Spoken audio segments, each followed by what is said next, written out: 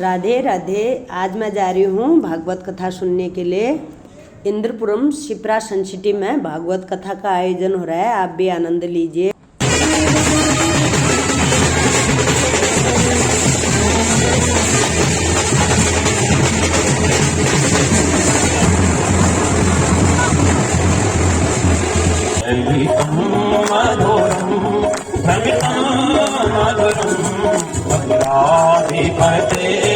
अखिलं मधुरं रहितं मधुरं रहितं मधुरं मधुराधिपते अखिलं मधुरं अधीरं मधुरं कथनं मधुरं नयनं मधुरं हसितं मधुरं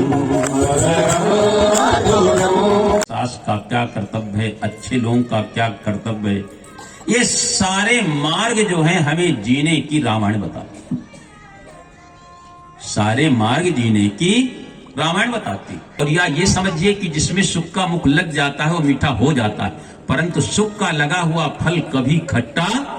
इसमें सुखदेव भगवान का मुख लग गया है, इसलिए ये बड़ा मीठा है। और कहते हैं अमृत देव संयुतम, इसमें कोई साधारण रस नहीं भरा हुआ है, न गुठली है, केवल अमृत रूपी रस भरा हुआ है। आप इसको पियोगे तो अमर हो जाओगे। अमरता का मतलब समझते हो क्या होता है? अमरता का मतलब होता है कि हमें अमर हो जाना है। इस शरीर का नाम है मरण धर्म, ये तो मरेगा। आद्वद्ध सतांते वा मृत्युरी प्राणियम धून, आज कल परसों एक दिन मरेगा। पर यदि अमृत पिएंगे तो हम अमर हो जाएंगे। आज हमारे तुलसीदास जी अमर हो गए, सूरदास जी अमर हो गए, कबीरदास जी अमर हो गए, मीरा जी अमर हो गए। इस रस को पी के आज हम लोग जय जयकार करते हैं, इनकी पूजा होती है, इन महापुरुषों की पूजा होती है। जगह जगह मंदिर बने हुए, क्योंकि अमर हो चुके हैं, भगवान की इस रस को पान करके। और कहते हैं कब तक पिए? कहते हैं आलयम, जब तक मुक्ति ना मिल जाए तब तक इसको पीते ही चलो। सज्जनों, सभी 88,000 ऋषि बैठे हुए हैं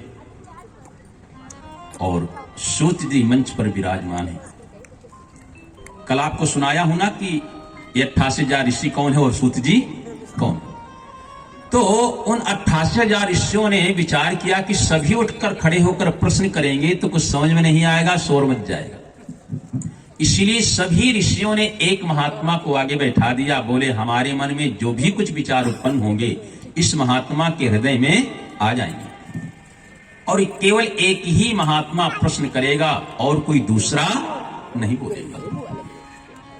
तो ये सौनक ऋषि है, इनको आगे बैठा दिया गया। बोले आप पूछिए, हम लोग बैठ करके सुनेंगे। सौनक ऋषि हाथ जोड़ करके पहला प्रश्न करते हैं। त्वया खल पुराणानि सेतिहासानि चानघ आख्यातान्यप्यधीतानि सर्वश्रेष्ठ। राम जी बैठा दो तो हमारे हनुमान जी बैठा दो, फिर कोई कहेगा हम दुर्गा जी दे रहे हैं बैठा दो, तो बहुत से मूर्तियां हो जाती हैं। अब पूजा करने जाते हैं, एक को भोग लगाए तो हम सोचते हैं बैठे बैठे सोच रहा है उन्हें खिला रहा है, हमें क्यों नहीं खिला रहा। तो ये नाराज ना हो जाए, इनको तो भोग लगाया नहीं। इसलिए महाराज हमें ये बताइए, होता है कि नहीं कभी कभी? हाँ, यहां तो एक को भोग लगा दिया, दूसरा बैठे देखता रह गया, मुझे तो खिलाया नहीं। तो ऐसा कौन सा देवता है जिनके खाने पर सभी देवताओं का भोजन, सभी देवताओं का पूजन हो जाता है? तीसरा प्रश्न है कि परमात्मा का नाम है अजन्म, परमात्मा कभी जन्म नहीं लेता। परमात्मा का स्वरूप क्या है? बिन पग चले सुनई बिन काना, कर बिन कर्म करई बिन नाना, आनन रहित सकल रस भोगी, बिन बानी बकता बड़ जोगी, तन बिन पर्श नयन बिन देखा, ग्रही घ्राण वनवास विशेखा, अस सब भांति अलौकिक करनी, महिमा जासु जाय नहीं बरनी। ये तो कण कण में रमने वाला परमात्मा, इसको जन्म लेने की जरूरत हो? तो परमात्मा का नाम है अजन्मा और परमात्मा का नाम है अनामी। परमात्मा का कोई नाम नहीं, परमात्मा का कोई स्वरूप जो गोपाल जी हमको बनाकर दे दिए, हमें परमात्मा दिखाई देने, है ना। यहाँ कई गोपाल जी बैठे हैं, कोई छोटे हैं कोई बड़े हैं, एक जैसे तो नहीं है ना, पर जिसके पास जो है उसे तो गोपाल जी अपने अच्छे लगेंगे।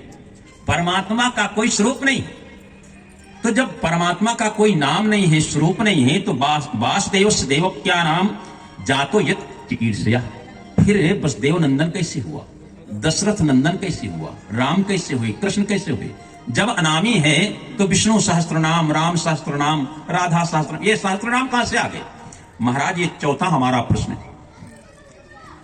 चौथा प्रश्न यह है कि भगवान के अवतार कितने हुए हैं। कोई कोई कहता है भगवान के 10 अवतार हुए हैं, और कहीं कहीं आता है कि भगवान के 24 अवतार हुए हैं, और बहुत संत लोग कहते हैं कि हरि अनंत हरि कथा अनंता, कहीं सुनाई बहुविध सब संता। भगवान अनंत है, उनकी कथाएं भी अनंत, पर प्रमाणिक रूप से इनके कितने अवतार हुए हैं वो हम पूछना चाहते हैं। और पांचवा प्रश्न ये है महाराज, वो वक्ता श्रेष्ठ नहीं होता जो छोटी सी बात को 1 घंटा अपना बोलता रहे, श्रोताओं की समझ में भी ना आए। वक्ता तो वही श्रेष्ठ है जो संक्षेप में बताए और श्रोताओं की समझ में। तो हमें आप संक्षेप में ही समझाइए जो हमारे समझ में आ जाए, बहुत विस्तार करने की जरूरत नहीं। और छठवां प्रश्न है, गीता में कहते हैं यदा यदा ही धर्मस्य ग्लानिर्भवत भारत अभ्युत्थानम अधर्मस्य तदात्मानं सृजाम्यहम् परित्राणाय साधूनां विनाशाय च दुष्कृतां धर्म संस्थापनार्थाय संभवामि युगे युगे। जब जब धर्म की हानि होती है तब तक हर युग में भगवान अवतार लेते हैं और अधर्मियों को समाप्त करके धर्म की स्थापना करते हैं। तो महाराज जब यहां से चले जाते हैं तो धर्मम किम शरणम गता, तो धर्म किसके शरण में जाते हैं, हमारा छठवां प्रश्न। सज्जनों, इन्हीं 6 प्रश्नों में ही संपूर्ण भागवत समाहित। सूत जी ने कहा देखो, तुम्हारे प्रश्न देने से पहले मैं अपने गुरुदेव को प्रणाम करना चाहता हूं। बोले गुरुदेव, बोले व्यास जी के पुत्र जो सुखदेव हैं, मैं उनको प्रणाम करना चाहता हूं। बोलो वृंदावन बिहारी लाल की जय जय श्री राधे राधे। बोल तेरा क्या लगेगा, बोल बोल